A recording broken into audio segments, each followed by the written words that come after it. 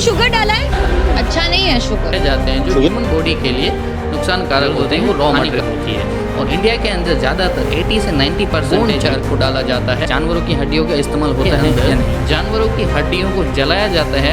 कोयला है जो जानवरों की हड्डियों से रेडी किया जाता है, उस कोयले को उस लिक्विड के अंदर घोला जाता है। चीनी के अंदर बहुत ही ज़्यादा क्वांटिटी में सुक्रोज पाया जाता है। लिवर के अंदर एब्जॉर्ब होता है। शुगर का इस्तेमाल करते आ रहे हैं। लाइम यानी कि कैल्शियम हाइड्रोक्साइड और साथ साथ में सल्फर डाइऑक्साइड गैस शुगर मिलाया जाता है। कहीं ना कहीं देखा जाता है कि कुछ सल्फर के हिस्से जो शुगर के अंदर रह जाते हैं। रोजमर्रा के जीवन में डायरेक्टली या इनडायरेक्टली हम सभी लोग शुगर का सेवन करते आ रहे हैं। सब लोग जानते हैं डायबिटीज़ है, मोटापा है, जो आज की डेट में बहुत ही कॉमन बीमारियां बन चुकी हैं। शुगर, चीनी या शक्कर हमारे लाइफस्टाइल का एक महत्वपूर्ण हिस्सा है। रोजमर्रा के जीवन में डायरेक्टली या इनडायरेक्टली हम सभी लोग शुगर का सेवन करते आ रहे हैं। चाहे वो फिर सुबह की चाय हो, फ्रूट्स हो या जूस ही क्यों ना हो, इन सभी चीज़ों में शुगर पाई जाती है। हमारे डेली लाइफ में किसी का बर्थडे हो, कोई सेलिब्रेशन हो या छोटा मोटा खुशी का मौका ही क्यों ना हो, इन सभी मौक़ों पे हम सभी लोग शुगर का इस्तेमाल करते आ रहे हैं।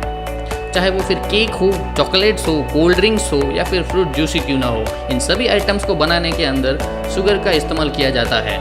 शुगर हमारी ज़िंदगी की मिठास का एक कारण बन चुका है और बिना मिठास के कोई भी फेस्टिवल्स, त्योहार, कोई सेलिब्रेशन या छोटे मोटे खुशी का मौका ही क्यों ना हो, सब कुछ फीके लगते हैं। नमस्कार दोस्तों, मैं हूं अभिषेक सिंधव और आज की इस वीडियो में हम सभी लोग जानेंगे कि क्या सच में चीनी बनाने की प्रोसेस में जानवरों की हड्डियों का इस्तेमाल होता है या नहीं। तो चलिए शुरू से शुरू करते हैं और पूरी प्रोसेस को जानते हैं कि चीनी कैसे बनती है और क्या सच में इसमें जानवरों की हड्डियों का इस्तेमाल किया जाता है या नहीं। तो आप सभी लोग जानते होंगे कि चीनी एक ऐसा पदार्थ है जो कोई भी चीज़ के अंदर मिलाया जाए तो उस चीज़ को वो स्वीटनेस प्रोवाइड करती है। और इस स्वीटनेस प्रोवाइड करने का एक मुख्य कारण है कि चीनी के अंदर बहुत ही ज़्यादा क्वांटिटी में सुक्रोज पाया जाता है। अब आप सभी लोगों के माइंड में आया होगा कि सुक्रोज क्या होता है। सुक्रोज एक ऐसा पदार्थ है जो ज़्यादातर प्लांट्स के अंदर पाया जाता है। और सुक्रोज है वो 2 यूनिट्स के कॉम्बिनेशन से बनता है जिसमें ग्लूकोज और फ्रुक्टोज आता है। ग्लूकोज से तो आप सभी लोग वाकिफ़ होंगे, लेकिन फ्रुक्टोज क्या है? फ्रुक्टोज उसके नाम के ऊपर से क्लियर होता है कि फ्रुक्टोज है वो ज़्यादातर फ्रूट शुगर के नाम से भी जाना जाता है, जो ज़्यादातर प्लांट्स के अंदर पाया जाता है। और फ्रुक्टोज और ग्लूकोज के दोनों यूनिट्स को मिलते ही एक सुक्रोज बनता है और सुक्रोज ही मेन रीज़न है जो चीनी के अंदर स्वीटनेस प्रोवाइड करता है। हम सभी लोग जानते हैं कि चीनी बनाने के लिए इंडिया में या बाहर हर जगह पे मेन 2 ही प्लांट्स है जो ज़्यादातर यूज़ होते हैं। एक होता है शुगर केन यानी कि गन्ना और दूसरा होता है शुगर बीट। शुगर बीट एक ऐसा प्लांट है जो ज़्यादातर ज़मीन के अंदर उगाया जाता है और उस प्लांट के अंदर भी सुक्रोज पाया जाता है और गन्ने के अंदर भी सुक्रोज पाया जाता है। और सुक्रोज ही मेन रीज़न होता है कि वो प्लांट को या जूस को स्वीटनेस प्रोवाइड करता है। तो अभी तक आप सब लोग जान चुके होंगे कि सुक्रोज है वो ज़्यादातर फ्रूट्स के अंदर या फलों के अंदर या फिर प्लांट्स के अंदर पाया जाता है। और सुक्रोज है वो 2 यूनिट्स के सब यूनिट से बनता है, फ्रुक्टोज और ग्लूकोज। अब फ्रुक्टोज और ग्लूकोज दोनों के दोनों कार्बोहाइड्रेट्स हैं जो हमारी ह्यूमन बॉडी में एनर्जी प्रोवाइड करते हैं। ग्लूकोज का मेन जो वर्किंग है वो ज़्यादातर है कि वो ह्यूमन बॉडी के बहुत सारे पार्ट्स में डिज़ोल्व हो जाता है, एब्जॉर्ब हो जाता है, जैसे कि माइंड और ह्यूमन मसल्स में। वहीं अगर फ्रुक्टोज की बात की जाए तो फ्रुक्टोज है वो सिर्फ और सिर्फ लिवर के अंदर एब्जॉर्ब होता है और ज़्यादातर लिवर के अंदर फैट इंक्रीज करने का रीज़न होता है। वहीं ग्लूकोज भी ह्यूमन बॉडी में फैट इंक्रीज करता है, बट फ्रुक्टोज के कंपैरिजन में ग्लूकोज है वो बहुत ही कम मात्रा में ह्यूमन बॉडी में फैट इंक्रीज करता है। तो यहाँ तक आप सब लोग जान चुके होंगे कि चीनी के अंदर इतनी स्वीटनेस होने का रीज़न क्या है और उसका रीज़न है सुक्रोज। अब चलिए आगे बढ़ते हैं कि चीनी बनाने की पूरी प्रोसेस क्या होती है। चीनी बनाने की प्रोसेस में आप सभी लोग जानते हैं कि सबसे पहले जो ज़रूरत होती है वो रॉ मटेरियल होती है। और इंडिया के अंदर ज़्यादातर 80 से 90% यूजेस शुगर केन का यानी कि गन्नों का उपयोग होता है चीनी बनाने के लिए। वहीं 10% हिस्से में ही शुगर बीट्स का उपयोग किया जाता है। बहुत बड़ी क्वांटिटी में गन्नों को किसानों से खरीद करके फैक्ट्री तक पहुंचाया जाता है और उन सभी गन्नों को कटर मशीन के अंदर डाल करके उन गन्नों का फाइबर में कन्वर्ट किया जाता है। जी हाँ, फाइबर में कन्वर्ट किया जाता है। फिर उसके बाद उस फाइबर को बड़े बड़े रोलर्स के बीच में से निकाल करके उनका जूस निकाला जाता है। और ज़्यादातर जो बचे हुए फाइबर्स में जो जूस रहा जाता है उसके गर्म पानी के अंदर मिक्स करके वापस से रोलर के अंदर भेजा जाता है। और ज़्यादातर 99% ऑफ जूस होता है जो फाइबर के अंदर, वो एक्सट्रैक्ट कर लिया जाता है, निकाल लिया जाता है, और उसके बाद जो रॉ जूस होता है उसको बड़े बड़े कंटेनर्स में स्टोर किया जाता है। अब ये बड़े कंटेनर्स में जो रॉ जूस है जिसको स्टोर किया गया है, उसके छोटे से सैंपल्स लैब के टेस्ट में भेजे जाते हैं, और वहीं लैब टेक्नीशियन उसको टेस्ट करके उसमें शुगर की क्वांटिटी चेक करते हैं, और उसके बाद उसको आगे की प्रोसेस में भेजा जाता है। वहीं आगे की प्रोसेस में इस रॉ जूस को एक रिएक्शन टैंक में भरा जाता है, और उस रिएक्शन टैंक के अंदर जूस के साथ साथ लाइम यानी कि कैल्शियम हाइड्रोक्साइड और साथ साथ में सल्फर डाइऑक्साइड गैस को भी मिलाया जाता है, और तकरीबन इस जूस के साथ ब्लीचिंग और एल्कलाइजेशन की प्रोसेस होती है, और एंड में हम सभी लोगों को 5 या 6 घंटों के बाद इस प्रोसेस के बाद सारे के सारे जूस को क्लैरिफाइंग टैंक के अंदर मूव किया जाता है, और वहीं इस जूस को थोड़ी देर तक शांत रखने के बाद हम सभी लोगों को एक क्लियर जूस है वो ऊपर मिल जाता है, और वहीं सारी की सारी जो अशुद्धियाँ होती है जूस के अंदर वो नीचे बैठ जाती है जम करके।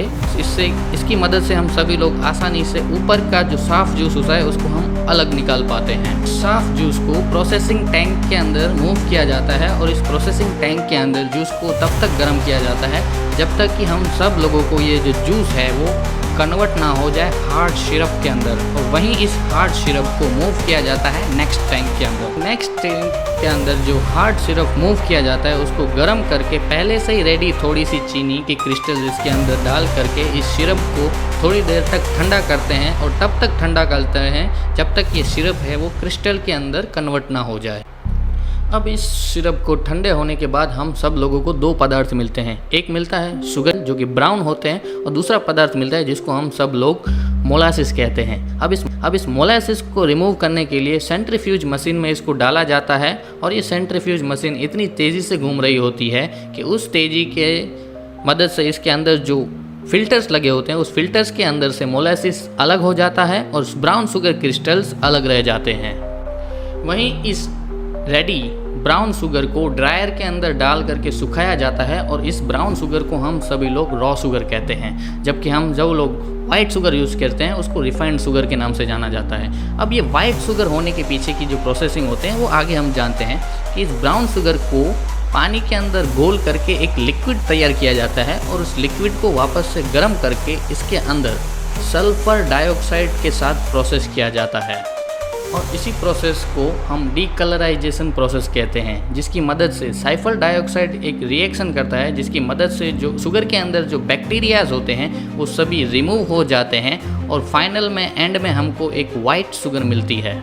और इस पूरी प्रोसेस को हम सल्फेटिफिकेशन मेथड के नाम से जाना जाता है।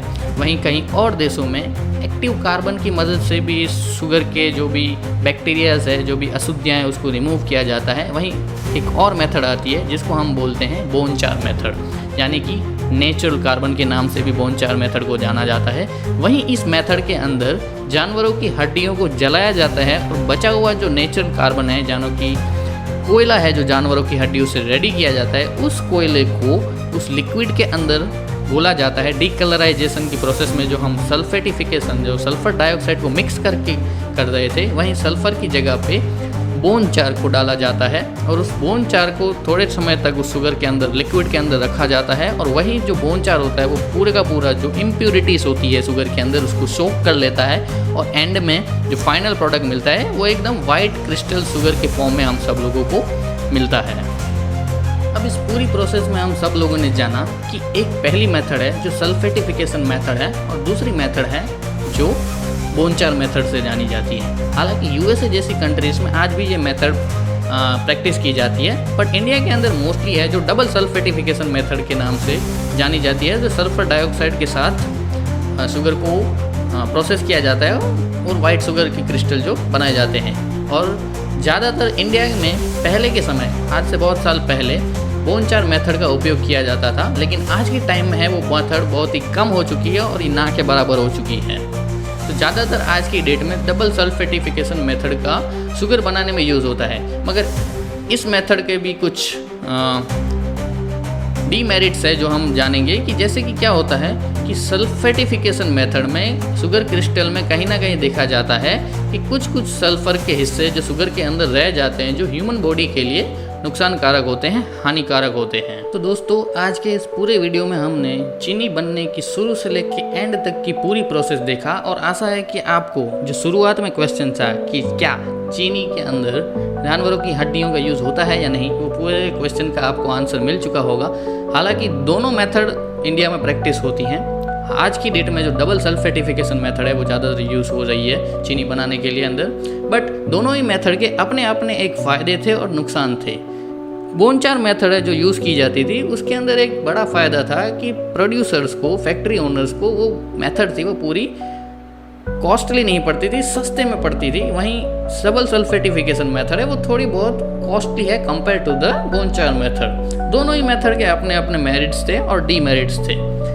तो आज के इस पूरे वीडियो में हम सब लोगों ने देखा कि शुगर कैसे बनती है, क्यों बनाई जाती है, क्या क्या उसके बेनिफिट्स हैं, डीमेरिट्स हैं। तो आप सभी लोग जानते हैं कि शुगर जितनी स्वीट होती है, मीठी होती है, जितनी हम सब लोगों को पसंद आती है, वहीं उसके नुकसान भी उतने ही ज़्यादा हैं। आप लोगों ने कई बार सुना होगा बहुत सारे सेलिब्रिटीज़ के मुंह से भी कि शुगर क्यों नहीं खानी चाहिए। ये ऐड तो आप सब लोगों ने देखी होगी। इसमें शुगर डाला है? कौन सा गोली? मिक्स कर थोड़ा सा डाल। नहीं, ये देखो Sorry. इतना पैसा कमा रही है पर ये शुगर भी नहीं खा सकती। देखो इसका जीवन बेटर है, बताओ।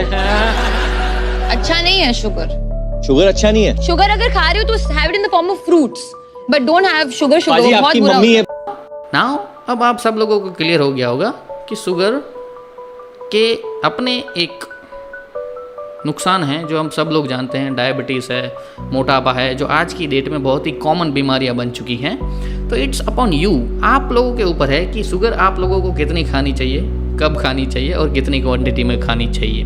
होप ये वीडियो आप सब लोगों को अच्छा लगा होगा और इस वीडियो के द्वारा जो मैंने आपको इन्फॉर्मेशन दी, प्रोवाइड करी, वो आप सब लोगों को यूज़फुल लगी होगी। थैंक यू, धन्यवाद। अगले वीडियो किसके ऊपर चाहते हैं उसके लिए आप सब लोगों को मेरे को कॉमेंट में सजेशंस दीजिए।